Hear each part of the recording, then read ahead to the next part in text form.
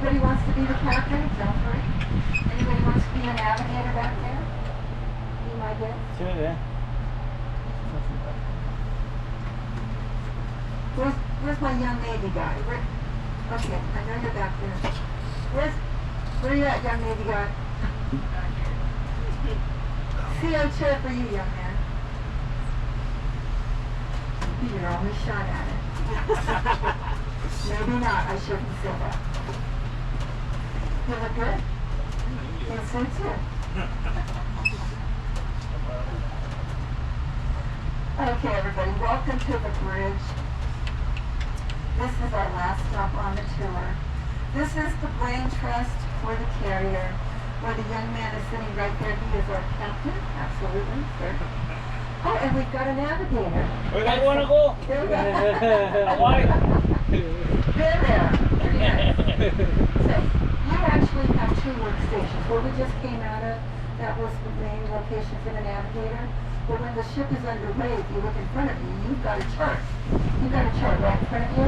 So he's always making sure that the ship is going in the right course. If you've ever watched on the news, every now and then, these ships run into each other, and people think, what does that happen? Well, if you can imagine, to get to where you want to, let's say you're leaving San Diego for Honolulu. You can't see the roadways in the ocean, but they do follow the charts. And if you're a Dole ship also coming out of San Diego, you know, if you're just a cruise or the military or some commercial ship, they're all using those same lanes to get to Honolulu.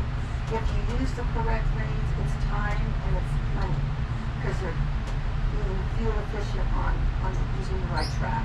So every now and then you will see these ships collide.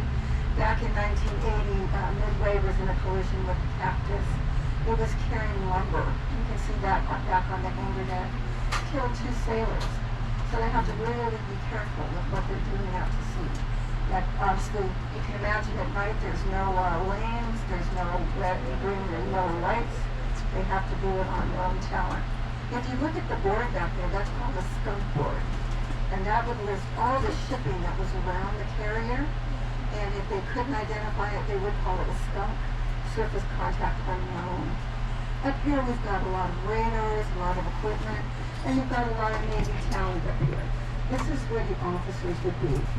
Young man sitting in the captain's chair, you would have the officer of deck, junior officer of the deck. Okay, so a lot of talent up here.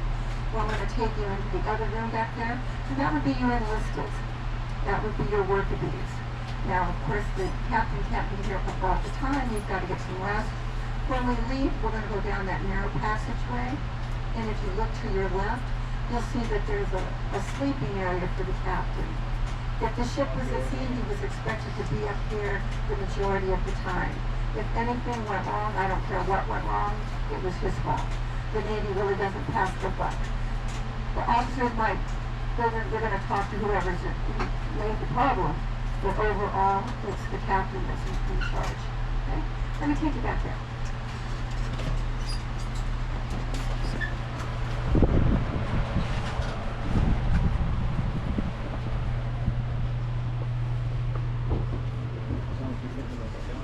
Oh, excellent. You know, give me a mic back here. I don't know. Perfect. How old are you, young man? 12? Okay, we need about 6 years. We need about 6 more years. Here's my helmsman.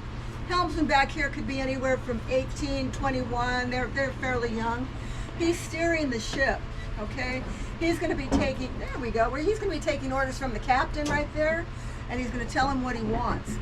Let's say we need flight operations. So what's going to happen, the captain's going to say full ahead.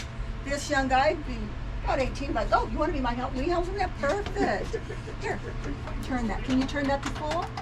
Oh, there we, perfect. My lee helmsman has just told the engine room, full ahead. And so if he gets the order full, he's going to say full ahead aye. Very little talking back here. They're just going to acknowledge the orders, okay? This isn't back here. No cell phone, no TV, no movies, huh? They're just going to listen to the officers up there. So what they've done now, they're going to speed up to about 33 knots. They need about 33 knots of wind to come over the flight deck to help lift the aircraft up and off. Okay, so that's what he's done. Very important job. Thank you. Thank you. Now back here, we probably have a bosun's mate. And the bosun's mate's gonna oversee the young enlisteds back here. Where you are, sir, with you, you'd be an enlisted, you'd be working on the chart there. And then of course I have my helmsman and my lee helmsman.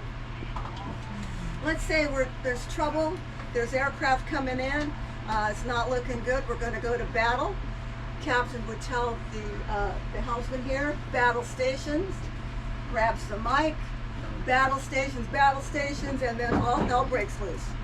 But, so he gets the command, and the command is given here.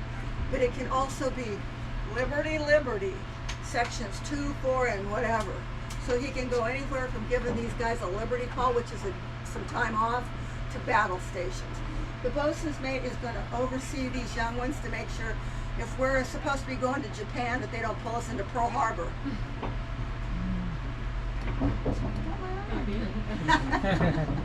Okay. As we leave the tour today, folks, and you go down this passageway, I want you to look to your left. On the wall is a picture of Captain Ernst and his family. He was the last serving captain aboard the Midway. He comes back and visits us about every 3 to 4 years. Makes us all nervous. I never volunteer to take him around.